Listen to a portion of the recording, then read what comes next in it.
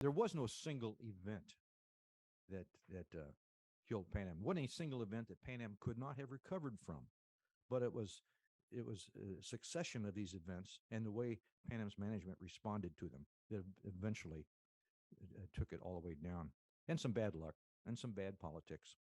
But if there were an analogy, a short answer, I would say that Pan Am was like a prehistoric pterodactyl, a great winged dinosaur that ruled the sky and ruled the earth. And then the sky and the earth and the climate changed, and the pterodactyl didn't change, didn't adapt.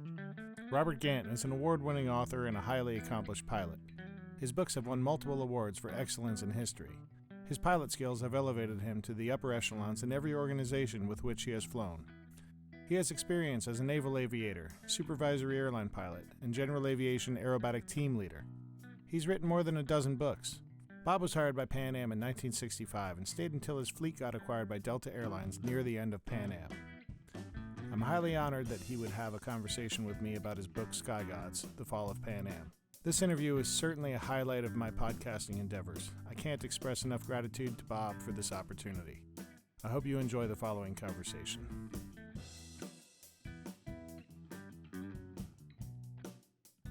Bob Gandt, author of SkyGods, thanks for joining me.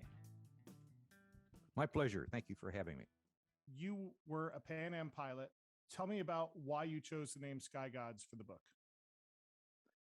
Well, the first time I heard the word SkyGods was I was a new hire co-pilot at Pan Am, and it was me, but it was one of my contemporaries who came up with that description. That was perfect to describe these autocratic tyrants that we discovered there in the left seat of the 707s we're flying, and the word just began to stick. And actually, I think some of the old sky gods actually took it as a compliment because that's the way they saw themselves. God appointed them to that job. That's interesting because as I was reading the book, you call Trip, the ultimate sky god. When you're referring to Juan Trippe as a sky god in the book, were you using that same sense of irony in it, or was it a little bit more of was there a different character to the usage of the word?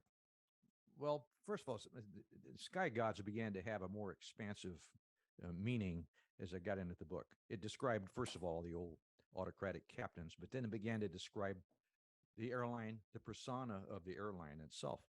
And then naturally that stemmed from its founder, from Juan Trippe. Now remember, Okay. he was a New England plutocrat and Ivy League educated, and spent most of his time with very wealthy, influential friends. So he had a sky godly air about him, and I think he planted that on the airline that he founded. Okay. It came originally from him. So one of the things you do in the book is you track a band of new hires that gets hired in the mid 60s, and interspersed throughout the book is you're recounting their experiences through through their arc of their career in Pan Am, and I thought it was pretty cool the way that you were talking about their new hire class and how so many of the captains or the instructor pilots were talking about back in the boat days. So you get hired at Pan Am, and I'm assuming that experience that you were writing about was formed by your experience of getting hired at Pan Am. No, that's true. Talk a little bit about the back in the boat days, the affinity that elder generation on property had for the real days of flying at Pan Am. Well, that sort of goes along with that sky godly persona that I gave to the airline itself. Back when we were going through classes and getting checked out as young co-pilots, that was a term that was used a lot. Well, back in the boat days, we did it this way and that way. And what they were really referring to is the way these sky gods still ran airplanes. And they ran 707s just like they did back in the boat days, running the China Clipper. And that was the culture that we that we encountered when we first went to work.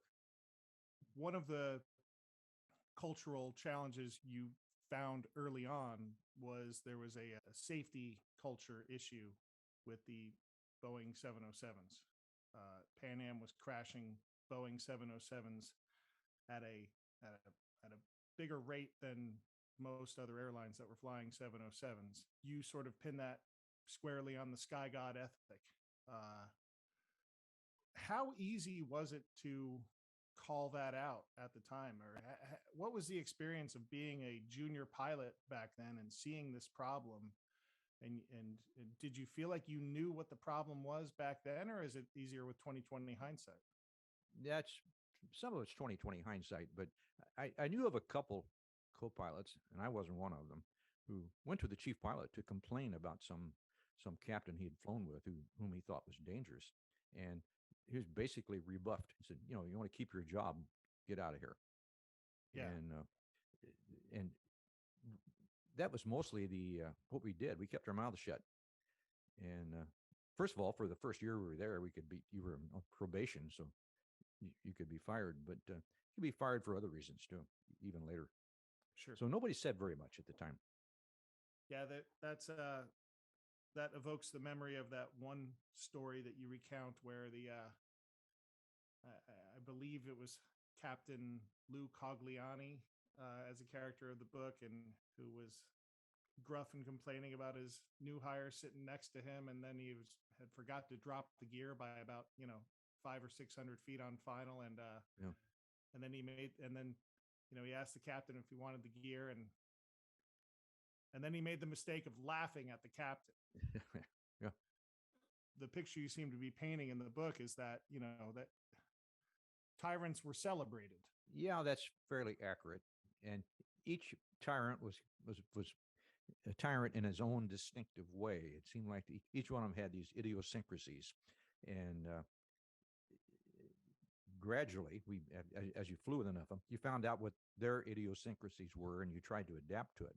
But each one of them had his, and they weren't all hostile.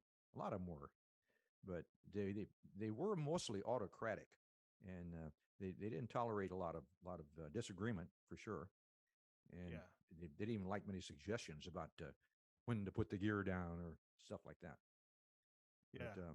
But, You got hired at Pan Am in what year? 65, September 65. And you were an accomplished Navy pilot. You had over 300 carrier landings in the A4. Right. Was that the only fighter or attack aircraft that you were qualified in the Navy? No, there were several. There were a few others, but I'd spent my last year and a half in the Navy as a weapons test pilot. So I wasn't. I was flying the A4, but beyond that, I was flying some multi-engine airplanes, which I had no experience in before, like the P2 and the S2 tracker, a few things like that. Even got exposed to helicopters. What was a typical mission as a weapons test pilot, if there was one? Well, the particular project I was assigned to was the Mark 46 torpedo, which was still being developed, and one version of it would have a nuclear warhead. Okay. And the idea was that if you couldn't exactly pinpoint the location of an enemy submarine, in those days a Soviet submarine, then the next thing was to launch a torpedo that would blow the hell out of everything in the area. Yeah. Which would be a nuke. And they wanted to be able to deliver this from any platform, from a helicopter up to a 500 knot fighter. Wow. And so that was my job. I dropped these torpedoes from the A4 all the way down to a helicopter. I'm guessing to have your pick of what airline you went to, and you chose Pan Am. Why did you choose Pan Am? Well, I didn't know much about airlines in those days, but I was attracted to the glamour of international airlines, and I didn't do much homework about which airline had the best balance sheet or anything like that. But I knew I'd rather have sushi in Tokyo on a layover. I knew I'd rather have tea in London and have a wonderful Paris layover, romantic evening there, I'd rather do that than lay over in Louisville or Detroit or some mid-America place. So I didn't even think about joining Delta, and I gave American just a little pass, and I didn't like what I saw there. Yeah. And I certainly didn't want to go to United, only because they were hiring everybody. They weren't very particular. In fact, they hired some of the enlisted men from my squadron who happened to be pilots. I thought, oh, that's pretty low class. But the only airlines that qualified, in my opinion, were Pan Am and TWA. And for a long, I made the decision to get out of the Navy and do this, and Pan Am wouldn't even answer my letters. In those days, this is Oh, really? Yeah, we didn't have computers or text messaging or email, and TWA invited me to come for an interview. In fact, I think they put me up as it was very civilized, very friendly, and a week or so later, I got a formal invitation to with a class date, the notification I would be hired, and with that in my hand, I resigned from the Navy, and I was still in the process of about a month to go when Pan Am suddenly responded, "Come to New York, and we will consider interviewing you." And very snooty, yeah, and none of the democratic process that TWA had. So I go to New York and stand or sit in front of this board, about three of these old SkyGods with their half-framed glasses over their noses, and they're peering at me and asking me all these hard questions. And what makes you think you have the qualifications to fly for the world's most experienced airline? That kind of thing. And I blundered my way through that. And then about a week or so later, I get a telegram. Congratulations, report. You've been hired. Report to Chief Pilot Kinkle in San Francisco on such a date. And so then I had to inform TWA, thank you, but I'm changing my mind, and headed for San Francisco. So that was how that happened. Pan American. That's great. So what year and month was that approximately? Well, it was during the summer of 65. My class began on September 7th, 1965. Okay. So those couple of years were prolific hiring years. Yeah. I know that because my dad went and interviewed at TWA in 66 with 110 hours of total time. And he ended up, his date of hire was in June of 67. It's interesting. I was just reading the other day where someone who got hired in early 65 at TWA, and they upgraded in about 4 or 5 years, and they had their career run of being captain in the 7.0, the 7.2s, the 747s, the L-1011s, whereas someone who I know who got hired at TWA in June of 1967 had his first opportunity to upgrade to captain in 1990, 23 years later. You paint something similar happening, even though you don't really talk about it from that seniority angle. What happened with the business projections from the hiring craze of 65 to the late 60s and into the 70s? How quickly did the industry, kind of change on its head? Well, history reversed itself towards the late 60s. I'm not sure how the domestic airlines were expanding, but all the airlines were expanding like mad during the mid 60s. And in Pan Am's case, the average traffic growth was between 15 and 30% a year. And wow. Projecting ahead, Pan Am could barely hire enough pilots and produce airplanes enough to keep matching that. That was, in fact, the original stimulus for the 747 development. But at that time, it looked like there was no limit to airline growth. Well, that all came to a screeching halt by the early 70s. There was a worldwide recession. There was an Arab oil embargo followed by a huge jump in fuel prices. And air traffic just reversed, and people stopped traveling. They couldn't afford it. So all that hiring suddenly went the other way and ended up furloughing some of those people they hired. Now, in Pan Am's case, there was even more projection because it's arguable whether it's a secret or not, but junior co-pilots at Pan Am were being trained as navigators, and navigators were already on the way out. Only about 3 years after I was hired, they did away with navigators, which meant more furloughs because they didn't need these guys. Yeah. Talk about the navigators. You mentioned in the book that some of the characters who got hired in that class were unaware of the possibility that they could even be relegated to navigator. Did you didn't have to do time as a navigator, did you? No, and even back when we're being interviewed by these old SkyGods, somebody would at one time ask the question. Maybe it was after we reported to class, but they asked the question, "Do you want to be a pilot or a flight engineer?" And we looked at you, flight engineer. Damn, those are enlisted guys in the military, tattoos on their arms and all that. They're mechanics. And they don't want to be a flight engineer. Well, it wasn't until we arrived we found out that flight engineers made about $500 a month more than the new hire co-pilots because they belonged to a different union.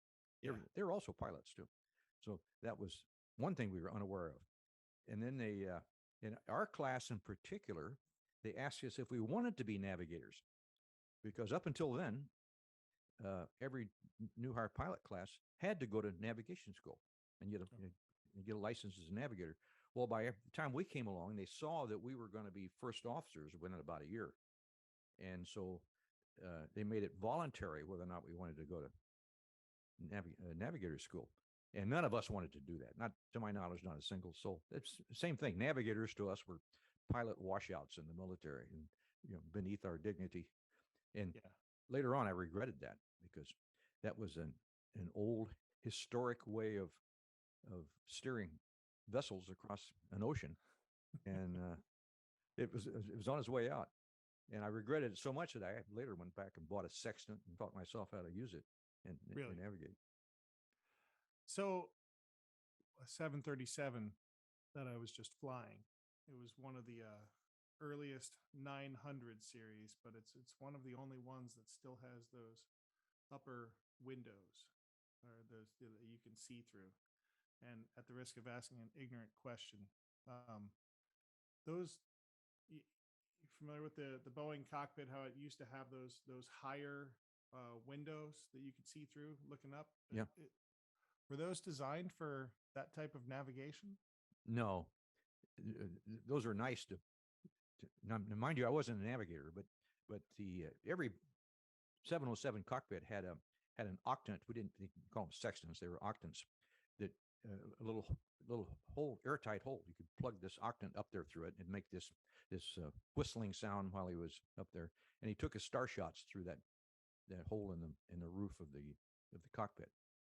One of the periods that you talk about in the book, which obviously was right before you got hired at Pan Am, you talk about the doldrums of 1955 to 1964.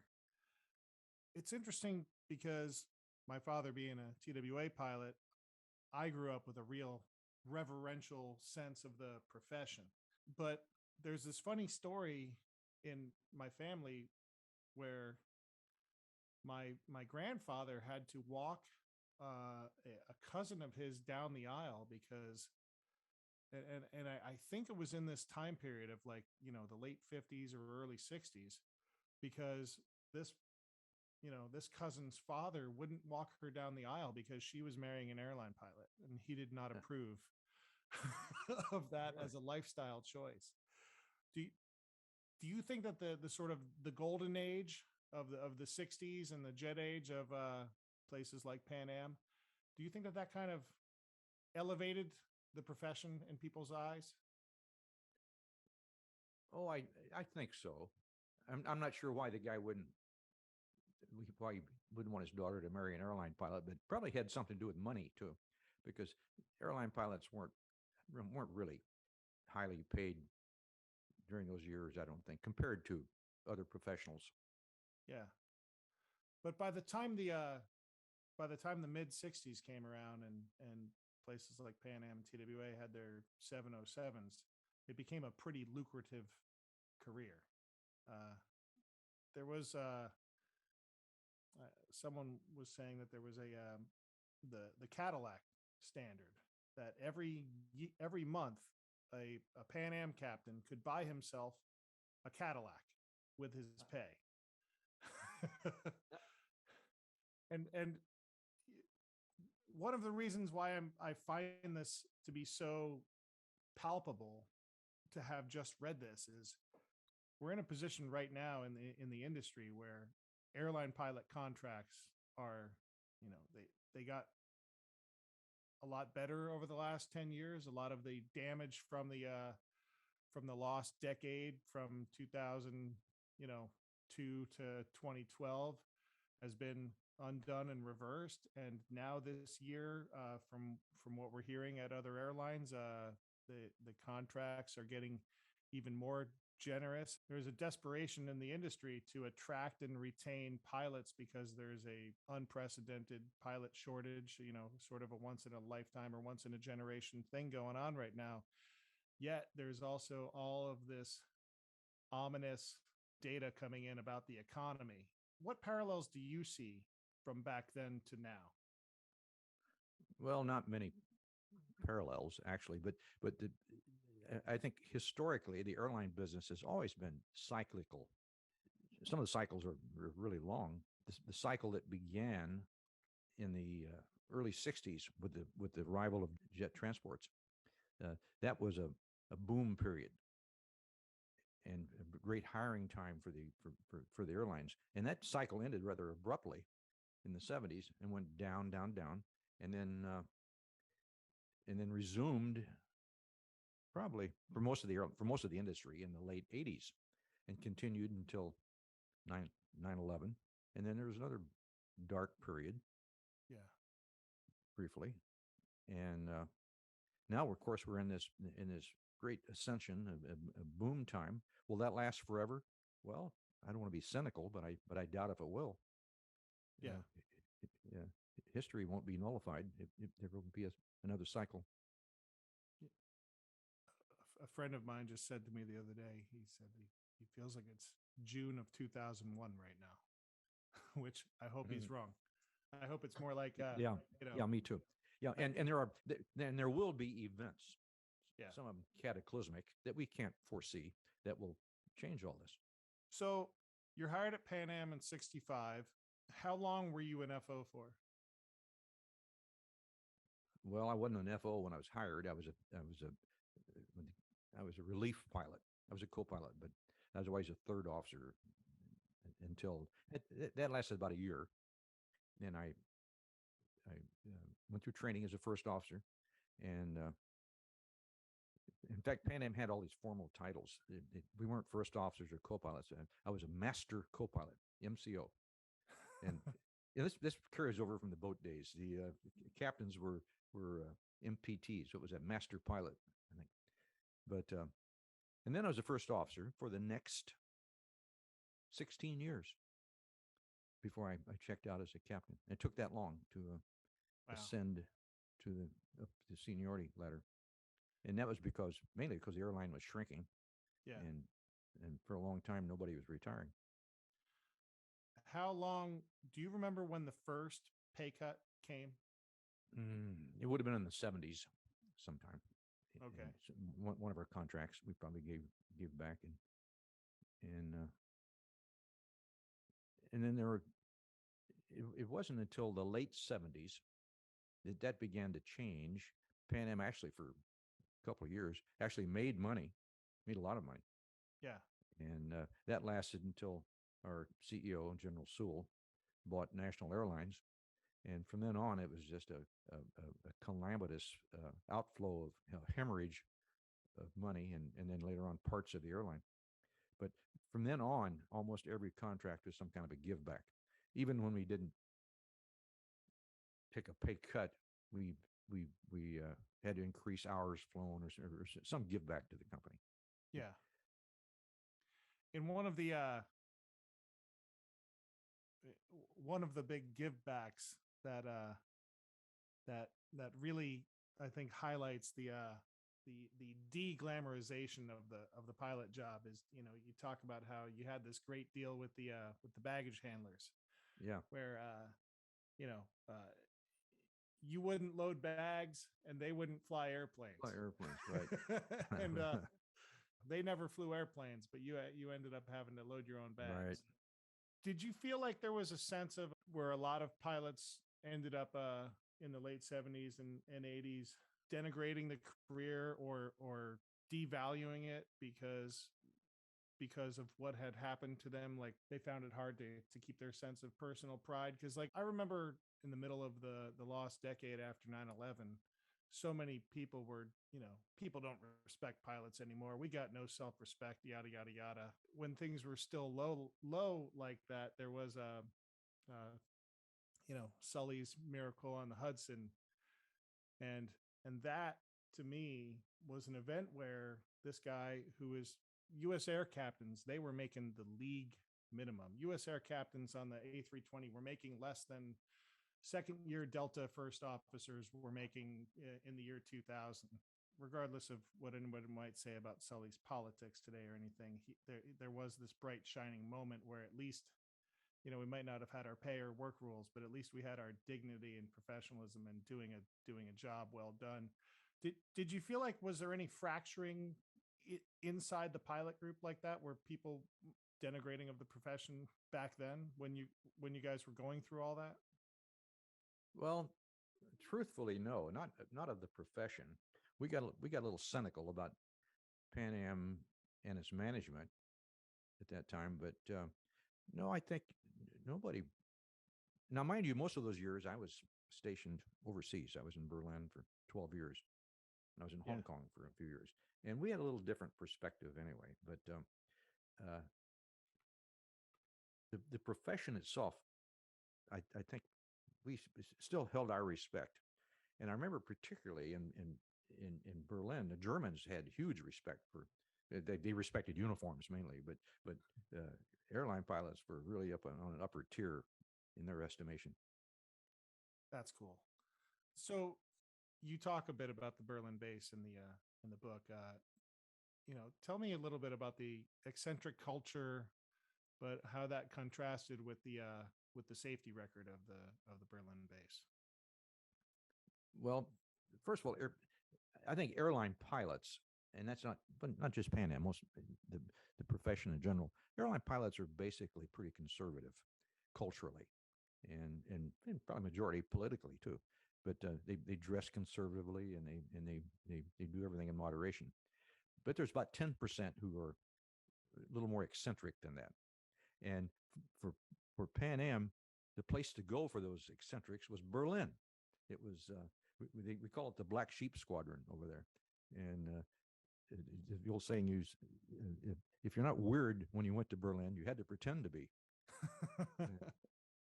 But the weirdness didn't affect their professionalism. These guys were some of the best pilots in the system, and I think the Pan Am headquarters kind of allowed some of this eccentricity because Pan Am consistently had the best on-time record and the best safety record. And so the attitude was just let them be what they are as long as they fly airplanes okay. And so all the weirdos gathered over there and just had a ball.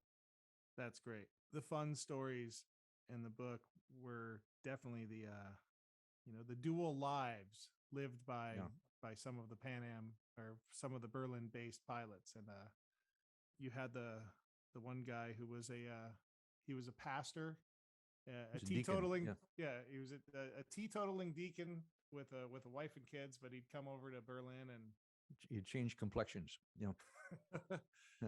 That's another thing I really learned by reading your book was how much Pan Am was involved, one trip specifically, in developing both the 707 and the 747. The first time I read your book, it was when the 737 MAX was in the news, and interesting to the story of the MAX is how much the creation of the 737 MAX was a response to airlines' preferences and desires that they have something that doesn't incur them extra training cost and looks and feels and operates exactly like the 737. Well, I didn't realize your book was very informative to me on how much, you know, I thought Boeing just made the 707 because it, figured that that's what airlines would want. Tell me a little bit about the game of pressure that Juan Trippe played, where he played Douglas and Boeing against each other. Yeah, and that was classic Juan Trippe, and it's probably what made Trippe unique in the airline airline, because he had done that with, since the beginning. He'd pitted Sikorsky against Boeing and Sikorsky against Glenn Martin, and got what he wanted that way. Well, he sniffed the jet age coming before almost everybody else. All the other airlines, American, United, they saw it coming, but in the meantime, they were going to outfit their fleets with turboprops, mainly Electras and that kind of airplane. But Boeing had already developed, what was it, the Dash 80, which was the forerunner of the 707. And it was mainly for the military. It was going to be a tanker and a transport, and eventually would be the 707. But it was a small scale 707, domestic. Yeah. And it wasn't what Trippe wanted at all. And he and Bill Allen of Boeing had always had this both of them were bullies. And in this case, Bill Allen just said, no, you take it the way it is, or leave it. Meanwhile, Douglas was building a similar airplane, but Trippe pitted Douglas against Boeing, and in the background also pitted Pratt & Whitney against Rolls-Royce, because in order to make an intercontinental jet, they had to have a bigger engine, which wasn't available, which is why Bill Allen wasn't going to build it.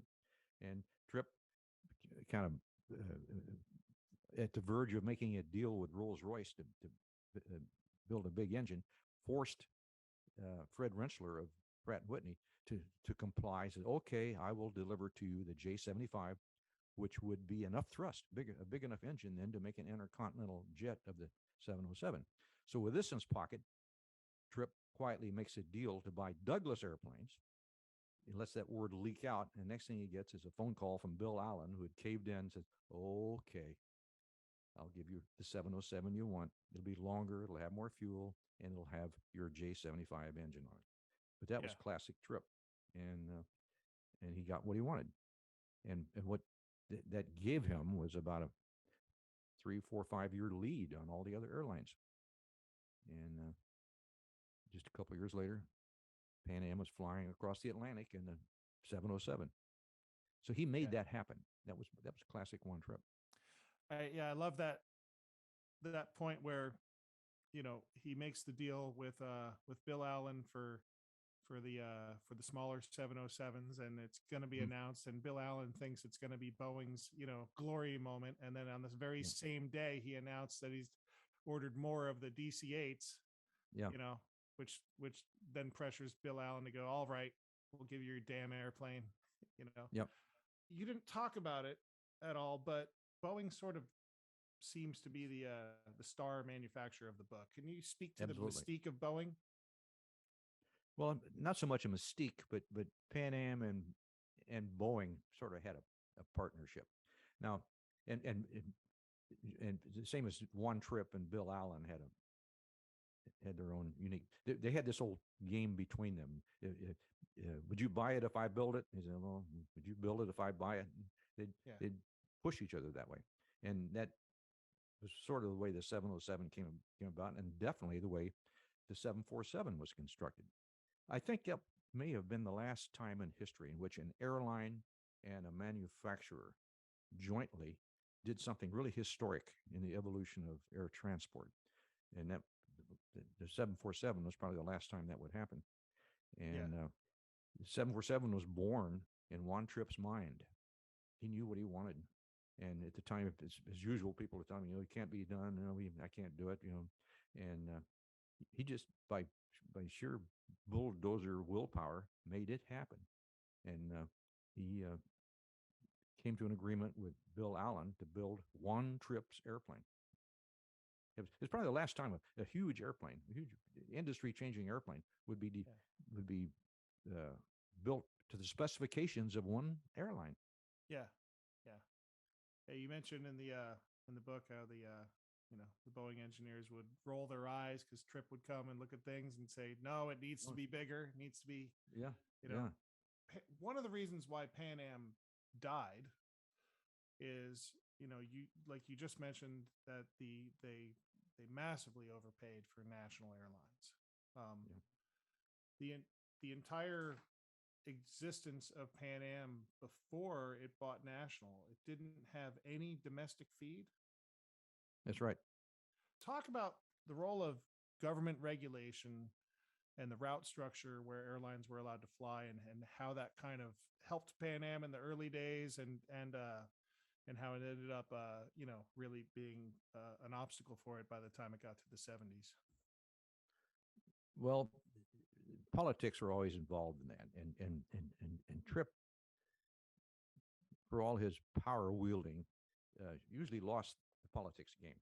He really alienated the Roosevelt administration, particularly Joseph Kennedy. That sort of kept him out of the domestic business right there. They pretty much survived on mail contracts.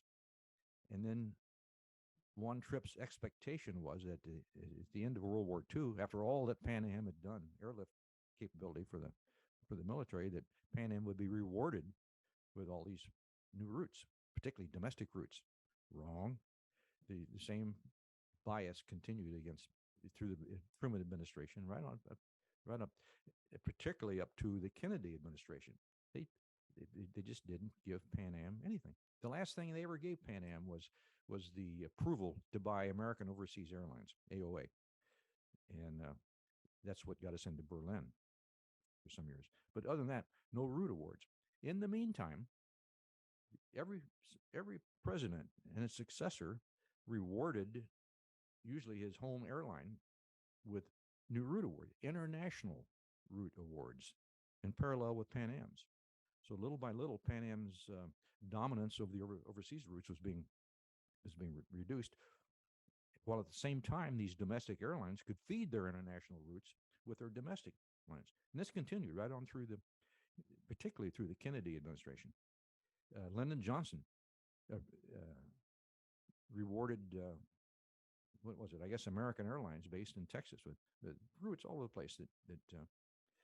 And then along comes Richard Nixon, who reversed some of that and rewarded his favorite airline, which I think was United. Pan Am never had that kind of clout because it was a New York-based airline, and with all the hundreds and thousands of corporations based in New York, there was no political clout that was particularly faithful or helpful to Pan Am. And so by the late 70s, the CAB was tasked with deregulation. They're going to put themselves out of business.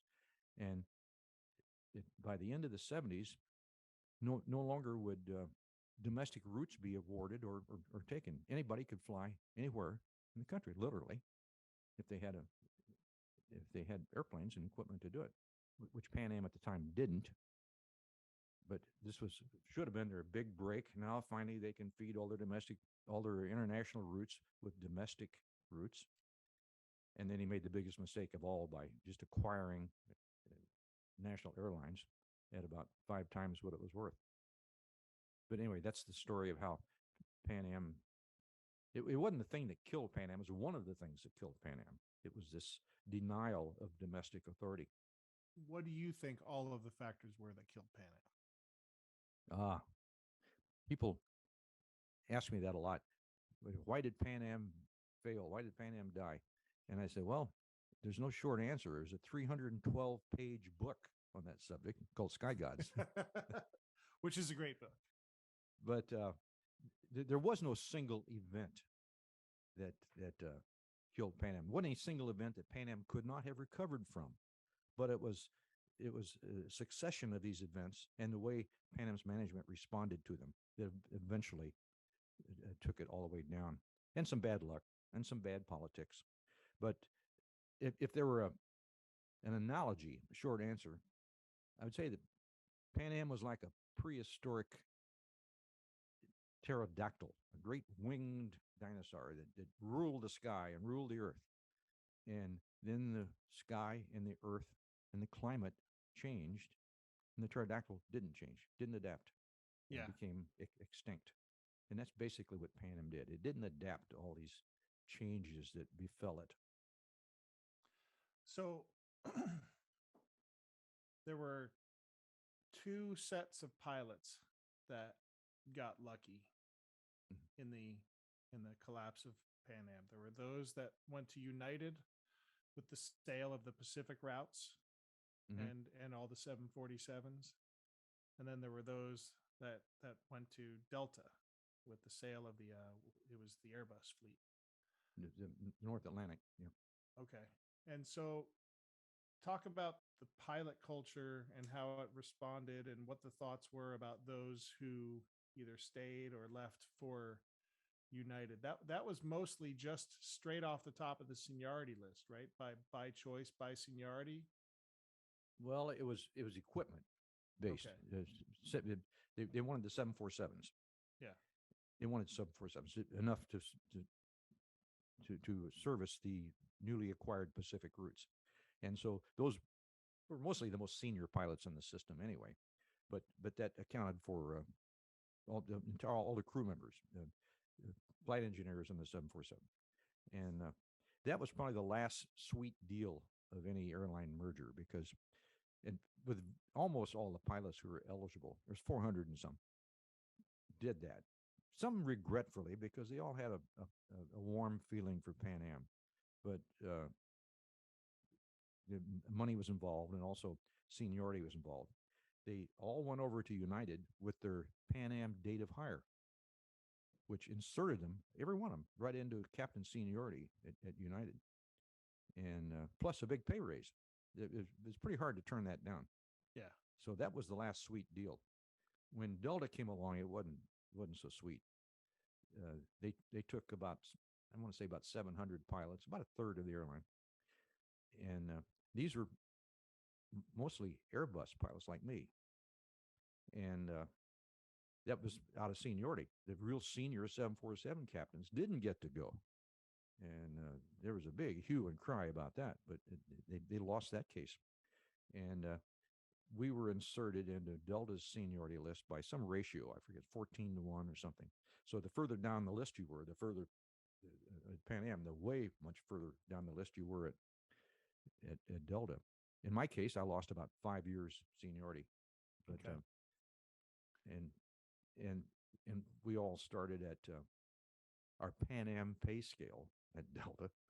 So for the first year or two, I'm flying a 767, and my first officer always made more money than I did. Salary wise.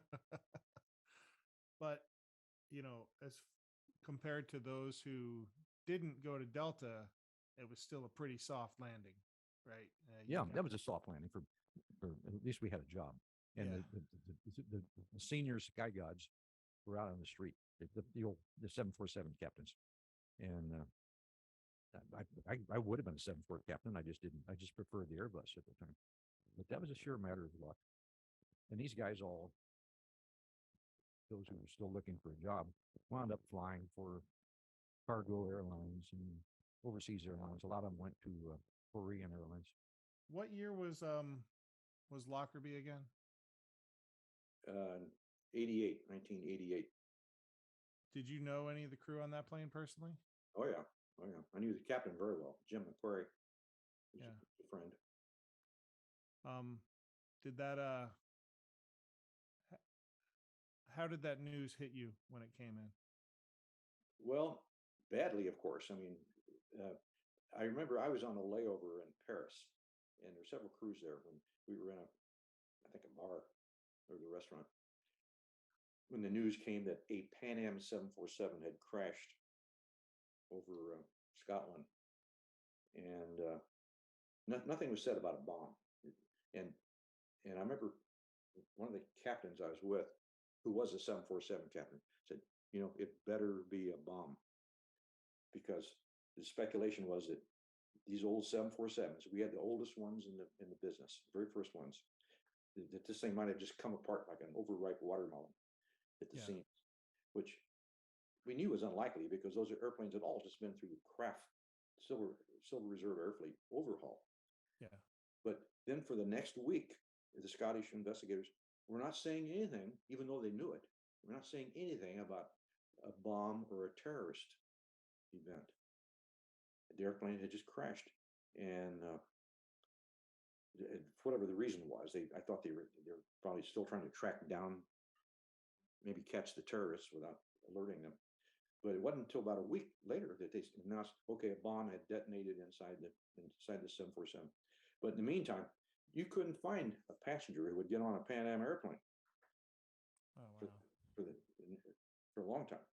And every night on the news, there's this picture of the nose section of the 747 crumpled in a Scottish meadow. And Pan Am was already in big financial trouble, and this was, if anything, was the last nail in the coffin. Then fast forward to the Delta deal. Mm-hmm. Delta agreed to become a 50% investor in Pan Am, and it was just going to be a small fleet of a Latin American operation. Operation based in Miami. And Delta had agreed, I don't know if it's 50% or what, but to subsidize it. And after about a month of operation, pull the plug on it. For whatever reason, they determined this was a dead end. And of course, a lot of people argue they knew this all along. They just dangled this in order to get the deal for the Atlantic routes. But at any rate, that was December 4th, 1991. Where do you think the truth lay in that? You think maybe there was, because what I've come to learn is, companies never really realize the company that they're buying until they actually get the keys and get to look underneath the hood and inside the doors and whatnot. And so, could there have been a good faith, just earnest mistake that they made where they suddenly realized, well, there's too much necrotic tissue that we didn't, Well, I wouldn't speculate publicly that there was some subterfuge there, or that they knew all along that they were going to pull the plug. I suspect it's closer to what you said. They were prepared to do that if the airline didn't show promise. And I think after a month, they realized, okay, this is a dead end. And they just exercised that option. So in one of the most vivid scenes in the book, there's people in the simulator, in the Airbus simulator in JFK. And the call comes in, we're shutting down the operations. Talk about that moment. Well, it was in Miami. These are the Pan Am people we're talking about. Yeah, the Pan Am people. They were in training, a lot of them, to be 747 crew members. That's I think all that airline was going to have flying out of Miami. So they're in the simulator. When the word comes, shut down, they're out of here. And by that time, everybody in the offices, the reception rooms, they'd all gotten the word. They're leaving, and the doors were locked. And some of these guys had to literally go out through the ground floor window of this shut down building. And there they are, all of a sudden, with no notice, out of a job. And the same was true for several crews who were on layovers somewhere down in Latin America, in South America. And they had to bargain and find ways to get fuel just to get them and their passengers back home. It was a black day. By that time, you were already in training, I'm assuming, at Delta, or maybe even on the line already? Yeah, I was on the line already, because they took over our Airbus fleets. Okay. And which was the North Atlantic ETOPS operation. Delta was having trouble introducing their own aircraft and getting approvals, and buying Pan Ams was the easiest way for them to lock in the North Atlantic. So all I did is just change uniforms, and I was still flying same routes across the North Atlantic, from New York to Europe and back. And then how quickly did you transition to the 767 after that? Oh, only a couple months. I remember I was kind of curious about the 767, much as I like the Airbus, but I was also curious about flying domestic routes. I'd never done that. I said, oh, this would be cool. And so I transferred to Atlanta on the 767, got checked out. And I remember on the very first trip or so, we made about 4 or 5 stops across the country. And they never fed us. I mean, at Pan Am, we're always used to the flight attendant. What would you like for lunch? And they don't, pilots are on their own across here. And we got to somewhere we're going to lay over, and we're going to lay over about 12 hours, and off we go again, same thing. And I put up with this for about a month. I got off the 767 as quick as I could, went back to the Airbus international. So were there any other challenges of blending in with the Delta culture as a former Pan Am guy? Did I'm assuming that, just knowing personalities in general, some had an easier time than others, let's say? Oh yeah. And without denigrating the Delta culture too much, I'd say it was a totally different culture. And particularly during that time on the 767, I'd fly with Atlanta-based co-pilots. And I kind of missed the eccentricity of some of the Pan Am people. And particularly on an international trip, at least one of the 2 pilots and their crew members would be pretty interesting. They'd have something to say.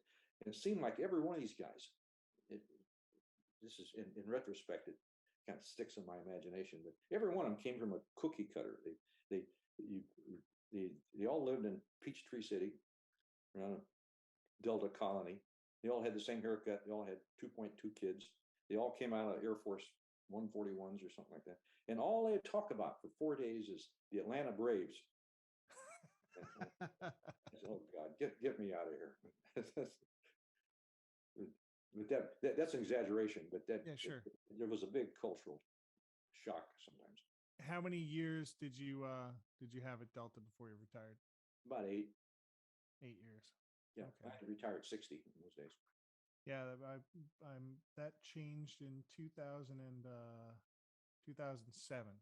Yeah. I believe. I remember, because I was a new hire at Virgin America, and I was jump seating up on a Southwest flight, and there was a gentleman named Mel Eakin who was the captain of that Southwest flight, and the news just came in that they were changing it to age 60 or age 65, but he was turning 60 about 2 months before the cutoff, and he's like, Virgin America, hey, you're just the guy I need to talk to. And he ended up coming over to Virgin America and enjoying 5 more years.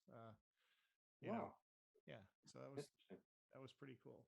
But he had to start on the bottom at Virgin America. Yeah, he did. That is the the insanity of this industry to me is that we don't have it structured differently. Many other well remunerated operators of machinery, let's say like harbor pilots or whatnot, they don't negotiate with a company. They negotiate with an entire industry, and seniority is seniority. And I think the setup of us all, having our unions where we negotiate contracts with one company, it's as your book points out, it's live or die with the company. Precisely. I never thought that I was going to go to age 60. It didn't.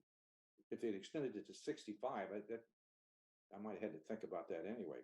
But that last year I was flying, I couldn't wait for the birthday to roll around, because I'd stupidly, or not stupidly, but for whatever reason, taken a lead line check job in the 7.6, and which meant I couldn't fiddle my schedule. I couldn't drop trips, or call it sick sometimes when I should have. And at the same time, I had a full-time job working on a television show in LA that took about 10 days of my life every month. And of course, I'd be working on this stuff on layovers and every spare minute. And I was at that time going through a divorce. I was going through, I had a hardline contract for a book that year and publishers don't give you any mercy on that. So I'm working day and night on this book, Hollywood scripts. I was getting sued big time by a character in a previous book. It came to nothing, but this was a female fighter pilot who thought I had libeled her. Oh, wow. I didn't. I told the truth. But all this was going on in my life until that magic day, age 60. I'm out of here, and life got better. And that show was Wings Over Pensacola? Yeah, Pensacola Wings of Gold. Okay. What was your role? Were you a writer? I was a writer, and Okay. it was based on that season was based on one of my books, Bogies and Bandits. So that got me first hired as a consultant, and then I became a writer, and then the next season I was supposed to be a writer producer and maybe even a director. And at that time, CBS fired us all and took the show off the air. When did you start writing? Oh, at the time I could read, I think. I sold my first article to a magazine when I was age 16, and that was just within days of when I first soloed an airplane. And so from then on, there's two careers have been in parallel. I've done them both together. Oh, that's great. That's great. So that was the first day or the first week you sold an airplane was the first time you got paid to write For an article. That's right. Yeah. That's really cool. What was the first book that you wrote? Well, I'd written some unsuccessful novels. Every writer has to go through this. But when I was based in Hong Kong, I started working for the South China Morning Post. It's the biggest English language newspaper in the Far East. And I did a series of articles about the World War II fall of Hong Kong, the Japanese invasion. And at that time, this was in the mid-70s, a lot of the old veterans still lived there. And there's still a lot of artifacts from the battle, toolboxes and stuff up in the hills. So this ran for about 8 weeks, and I interviewed these guys. And then I actually got access to some Japanese veterans, some officers who were willing to talk to me in Tokyo. And I would juxtapose their points of view in these articles. Well, it was very well received to the point where a British publisher offered me a book contract on it. So that put me on the scorecard. That's my first. It's called Season of Storms. Okay. And just long before people self-published anything. So that was a big notch in my belt. From then on, I was able pretty much to sell everything I proposed. That's great. A little while later, I wrote a book called China Clipper. Which, if you know about that, it was all about the age of the great flying boats. Yeah. And that was bought by Naval Institute Press. Not a big publisher, but a prestigious publisher. Mm-hmm. So you told me some time back you were working on a historical project right now? I was, and I've got it on hold right now. Okay. Now, we'll talk about that later, but it's another military history, which my last couple of books have been, but the contract and the money to be earned from it versus the amount of work that goes into it. Just as I balance this out, I said, no, I don't want to do this anymore. Mainly because the publishing business is pretty much driven by lawyers now. And so particularly a nonfiction book, every factoid, every photograph, every quote, you have to have a release or some documentation to support. And that's a lot more work than just writing the book. And I remember I've done enough of these 16 books to know that when you get this contract in your hand and a check in advance, it wasn't a very big advance either. That kind of put me off.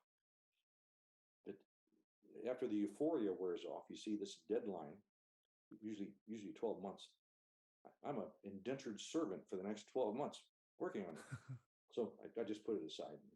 I may or may not go back to it, but I've gone back to writing fiction, which is a lot more fun. Do you mind talking about your process when you write fiction? Well, yeah, it's a different process, and I have to go into a kind of a meditative state before particularly if the plot is not clear in my head. I have to figure out what I'm going to do with these characters. But you sort of get into what's fun about it is you get into this sort of godlike state where you can invent people and put them out on a limb, saw off the limb, kill them, bring them back to life. Sometimes I've done that a lot. You can't do that with nonfiction. You got to be very careful. And yeah, in fiction, I say you can tell lies and get paid for it. So it's fun. But the process always starts the same way. In the morning, I have to get hyped up, and I have to think about how this is going to unfold. And if I don't keep the momentum going, then it's hard to start the process again.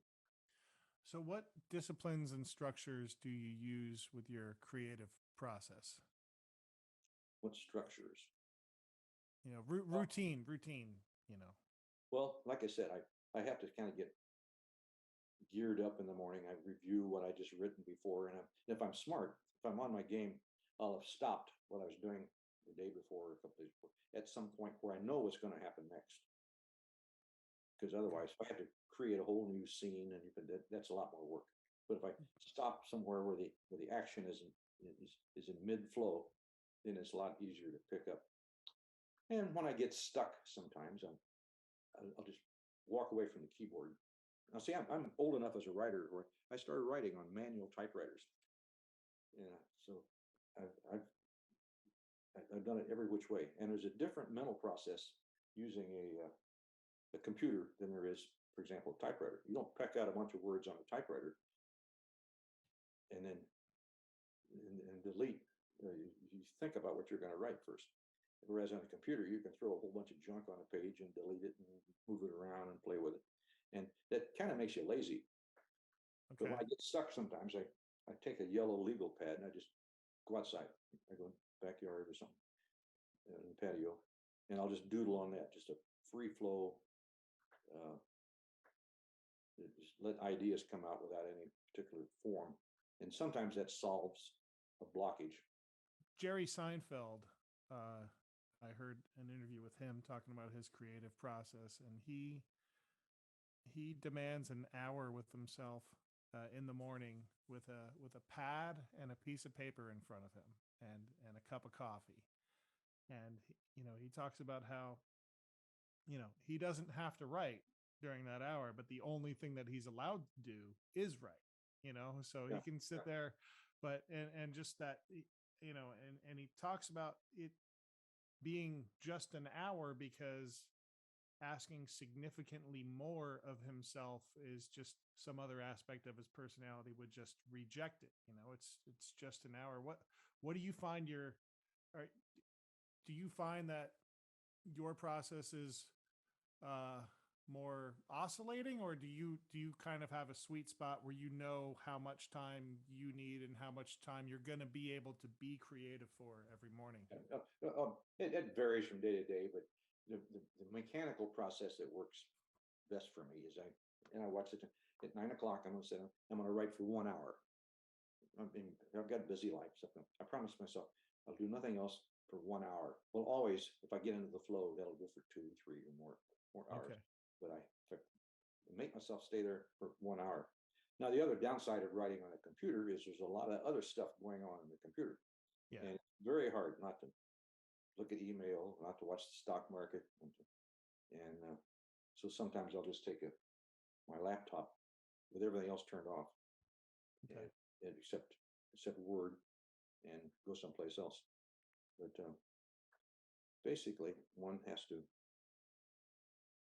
shut off everything except what you're doing at the moment. It's harder to do with a computer.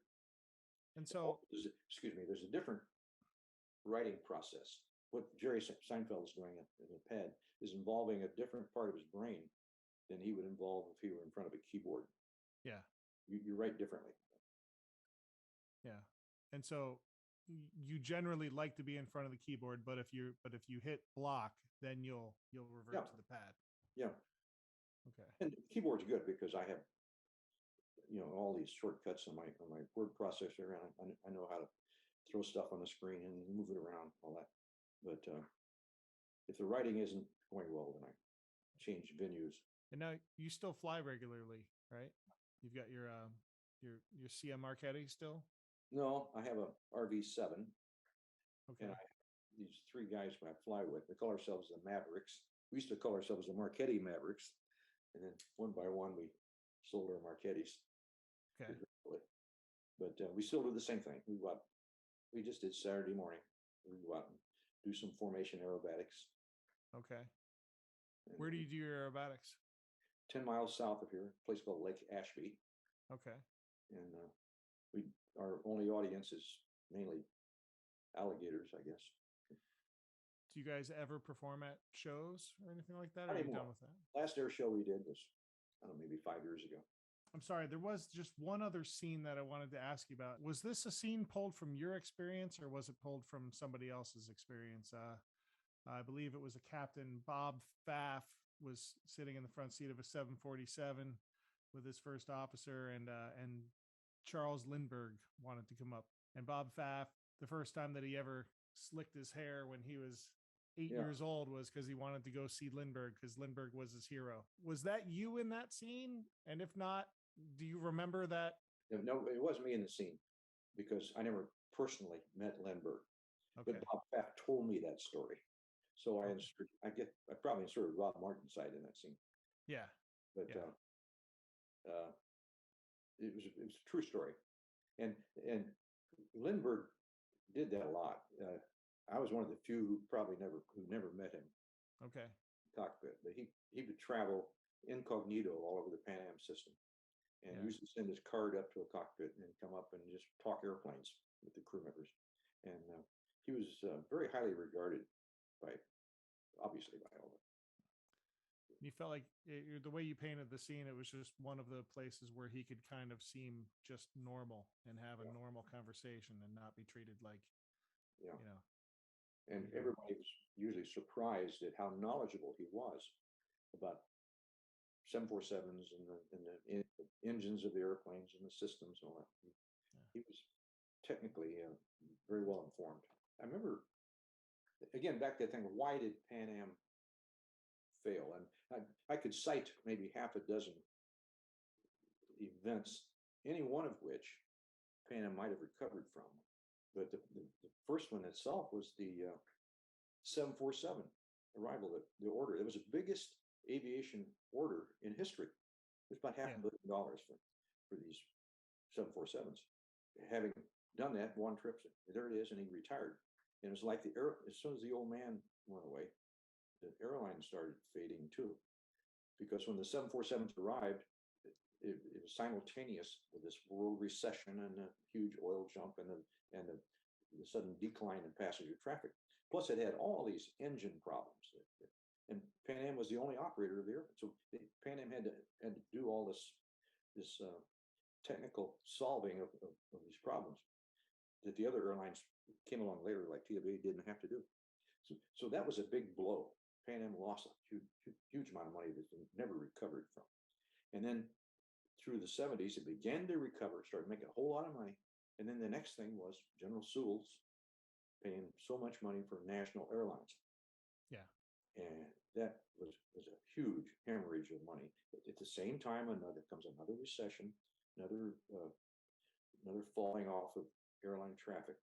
And Pan Am just starts, at the time, they're losing more money than any airline had ever lost, month after month after month. Got to be a joke. We can't be losing this much money. Somebody's just printing these stories. And then they started selling pieces off. This is Eddie Acker came along, and his solution, everybody's solution as they hemorrhage money was to sell something. And Sewell, for example, sold the crown jewel, the Intercontinental Hotels, and then the Pan Am building itself. Then Eddie Acker comes along and sells the Pacific route system, which was the most profitable part of the airline. Yeah. And somebody made the joke that Pan Am's like a coyote caught in a trap. It's chewed off 3 of its legs, and it's still in the trap. Nothing worked. And of course, it became Lockerbie, and there's no recovering from that.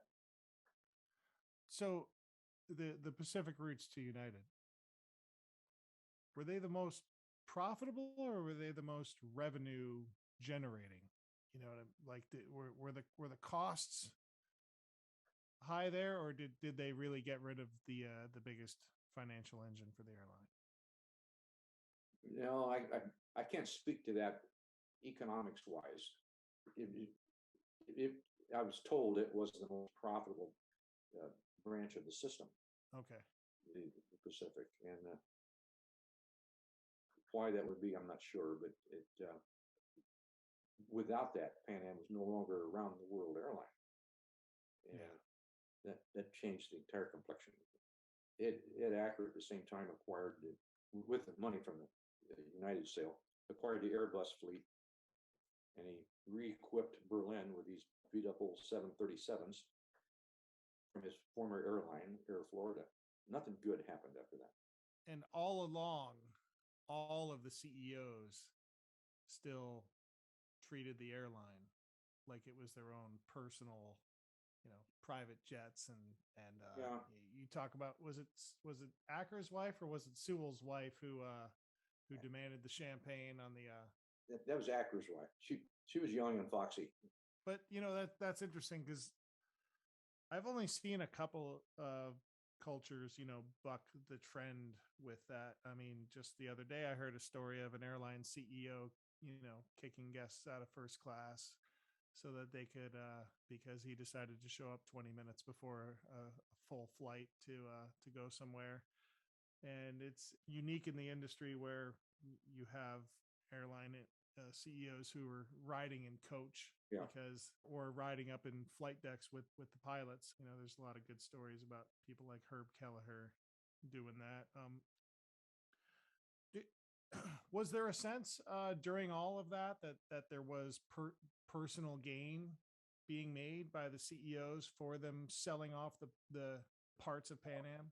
Certainly that was rumored, because all this was going on at the same time. They were demanding pay cuts and givebacks from the employees, and then people would say, I heard somebody say that they saw, we heard that a lot. Acker carrying a briefcase full of money, stories like that. I doubt that there was ever any truth to it, but given the conditions that Pan Am was going through and the arrogance of some of these guys, it was inevitable that people would tell stories like that. What do you think, if you were able to talk to young pilots getting into the career today, what lessons would you want them to learn? What perspectives would you try to share with them? Well, it's a different game than it was when I was in, but I've told all these people, including, now there's something new going on now where people are retiring from the military, pretty high rank, commanders and captains and so forth in the Navy. I know they're starting out in the bottom of airlines, but for young guys particularly, I'd say treat this like a job.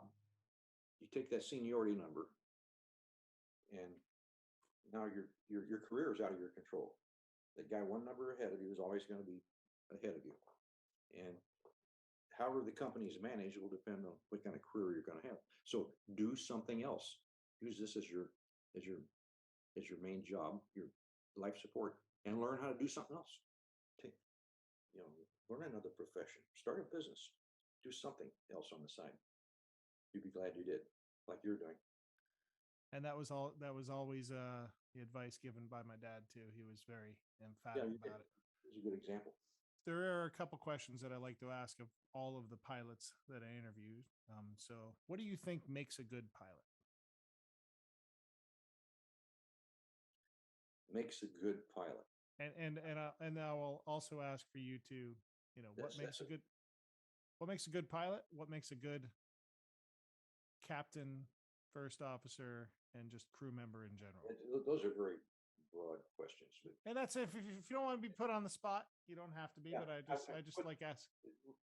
There's a kind of secret chemistry to what makes a good pilot, because and it's not so much education, or it's not so much I remember in the Navy still, everybody's a college graduate now, and a lot of them have technical degrees or engineers, and it doesn't seem to have much to do with how they fly an airplane like F-18. And in some cases, this is my book, Bogies and Bandits. In some cases, some liberal arts major who flunked algebra is a superb fighter pilot. He's got this chemistry, this set of this awareness that makes him so good. I know some really highly educated people. I knew a woman she was in the book, who had a master's degree in nuclear engineering or something like that. And she got kicked out of F-18 training because she couldn't fly. She couldn't fly fighters in a tactical situation. She just couldn't think that way. So that's that secret chemistry. I think there has to be a little spirit of adventurousness. They have to be a little bit of a risk taker, but a very calculated risk taker to be a good pilot. And then beyond that, there's something that's probably built in, some kind of sense of coordination and a skill set. I know a lot of guys who are just terrible athletes. They couldn't hit a tennis ball with a racket, but they can land an airplane superbly. Yeah. I don't know where that came from. As far as being a good captain, I knew a lot of co-pilots who for 16 years were pretty good first officers. And then they got in the left seat, and they were terrible captains because somehow they just lost the ability to make decisions and to manage. And a good captain is a manager. He's a team leader. For all the screening that airlines and the military does to evaluate people's skills, the one thing they're not very good at evaluating is how good this person is going to manage his team. It comes out finally too late. Yeah. And some people, as you know, are natural leaders and good managers. And some are technically great airplane flyers and terrible managers. Yeah. It's interesting. If I think of every aviation interview I've been in, not once did they ever run me through an exercise where they were asking me to lead something or to exemplify leading. It's always firing questions off and seeing if you got the right answer, which is likely something that you've been coached on by someone you paid a couple $100 to, who, what do you feel like it means to be a professional pilot, or to be, or what do you think it means to exemplify professionalism? Like what, as a pilot? Exemplify professionalism.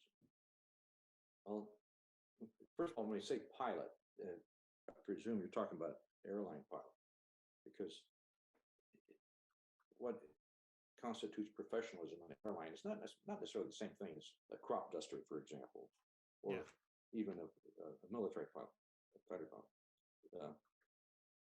Obviously, professionalism in the airline, it has to do with decision making and very conservative decision making, and a certain amount of ability to look ahead, to think ahead of the airplane, think ahead of the situation. This is what am I going to do if, or this, that, I get A, I got B, and to evaluate the possibilities. Other kinds of flying is not quite that. It doesn't fall in that framework. It's so flying a military fighter or off a carrier or something like that, a lot of that has to do with your self-control. You got to be scared to death half the time. How calm you can remain in adverse situations. Have you seen Top Gun Maverick? Of course. What'd you think of it? Great entertainment. I mean, I remember the first one came out in '86, and I was doing this book with these F-18 training class. I'd asked if they'd seen Top Gun. Why not watch that crap? Yeah, that made me want to puke. And each one of them had seen it about 13 times. and this one is even more over the top, I think. And it's just good entertainment. It's some interesting flying, but some just over the top stuff. I mean, starting off with going Mach 10, okay, I can see where this is going to go. Yeah. And then steal the F-14, okay. Well, that's it's a movie, right? So we know that it's coming out of Hollywood, but it did do a really good job of, once you granted them that, that license, it it, Yep. it was really entertaining. Uh, so were you still involved in military at all? So you were involved writing. Were you still involved? Were you doing any like reserve flying back then or anything?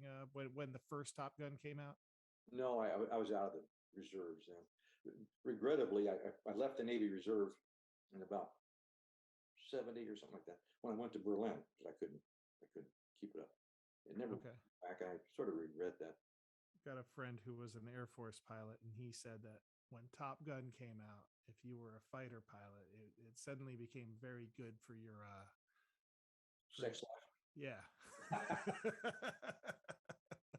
But back to the professionalism thing, it was interesting. And I was talking with a friend of mine, and I was saying how I appreciated the professionalism, but coupled with the laid backness of the current, group of pilots that I'm flying with right now. And he was like, well, I don't really care about professionalism. But then I was like, well, what I mean is just I appreciate people not doing stupid things and making up their own stuff, and just doing the SOP, unless there's a reason to not be doing the SOP, and not inventing your own stuff. And then what was funny is the same guy who just a minute or two later said that he didn't care for professionalism. But then he then chimes in. He's like, I agree. I like to be an SOP robot and prefer my coworkers to be the same. So even though he's here Yeah. saying that he doesn't identify as professional, he's embracing that attitude. And the big recipe, the antidote to all of the 707s crashing in Pan Am at Pan Am was SOPs. That Yep. there was a new cultural commitment that we were going to follow these and hold each other accountable. What's your perspective on the role of SOPs and whether or not you deviate from them with regards to professionalism? Well, the very basic reason for SOPs is to cure the problem we had at Pan Am, which is individualistic, everybody operating the airplane their own way with the good standard operating procedures and crew management. People, total strangers, can come from all over the world and check in for a flight, sit in the cockpit, and no surprises. They all know they're all doing, as boring as it might be, they're all doing everything the same way the way the standard procedure calls for. And that's invaluable. That changed the safety record of the airline industry. So when you deviate from professionalism, you're going to cause some eyebrows to raise. If you deviate procedurally very much, I would say you don't belong here. Yeah. If you're going to deviate from something, deviate in a more professional way, or deviate in a safer way. Back to your class of new hires, you talked about that there was a couple of different types of pilots that showed up there. You talk about airplane heads and accidentals. Can you expand more upon? Yeah, that was more true back in the 60s and the 70s. Back then, in the middle of the Cold War, every young male was eligible to get drafted. And for a lot of people, they'd go through college and then faced with the prospect of going in the military, they'd say, well, you can be a grunt in a foxhole, or or a sailor swabbing decks, or you can go to flight training. And some of these guys never thought about flight training or military. No, that sounds like a lot more glamorous than the alternative. So they go through and they found out, oh, it's something I'm pretty good at. And so they served their time in the military, flying airplanes, and they got out and they got a degree in forestry or something. They know what kind of job they're going to get. But here are the airlines hiring like mad. So, oh, okay, pays pretty good. So off they go, and they're an airline pilot now. Never with ever having thought of flying for a living as a profession. So those I call the accidentals. They're there just because of this little quirk in history. And the other half, the airplane heads, are guys like me who grew up with airplanes. They took lessons at the local airport, and as soon as all they want to do is if they went in the military, go fly fighters and shoot people. And they were the airplane heads. So pretty much an even division back in those days. There was one guy who was civilian. Civilians were about what, 5 to 10% of your pilots back then? Yeah, back then, and that gradually changed, but particularly after the Vietnam era, because the military just wasn't cranking out as many pilots. And so, do you think that would a fighter pilot think that they were better than a oh, of course. I mean, there's a lot of class structure in among pilots anyway. But fighter pilots always thought they were the pinnacle, and they looked down on other military pilots who flew multi-engine. They were the trash haulers. Never mind that we're all flying trash, But yeah, fighter pilots were the most egocentric and snobbish and overrated probably of all. But you mentioned was there one time period where oh man, why is the name of the 4-star general failing me, the guy who did all the firebombing raids over Tokyo, who then did the SAC, LeMay.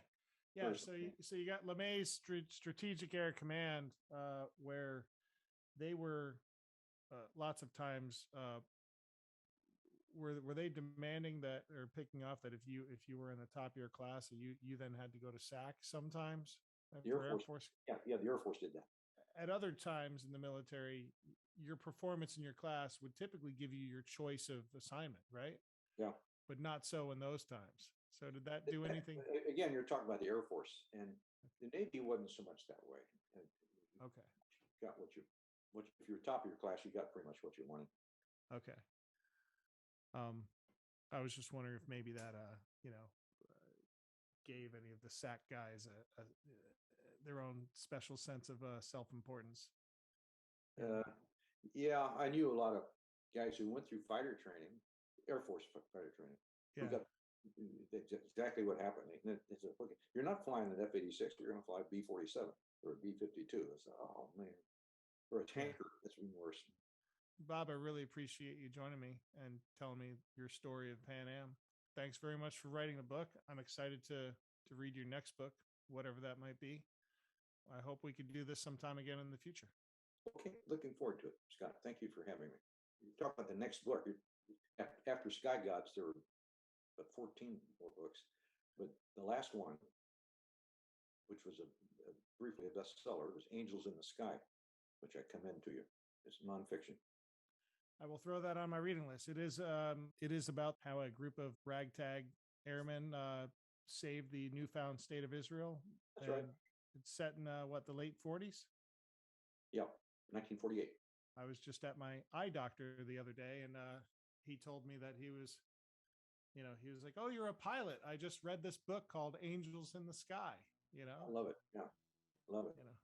So it was pretty cool that I told him, well, I was about to interview the author myself. So that was pretty exciting. Yeah, I look forward to reading that. Thanks a lot, Bob. Appreciate you joining me. Thank you, Scott. Bye-bye. If you've stuck around until now, thank you very much for listening. You can really help me out by sharing this with anyone, sharing it with a friend, sharing it on social media. I'd really appreciate that, and that's how you can best help me out. Thank you very much. Have a great day.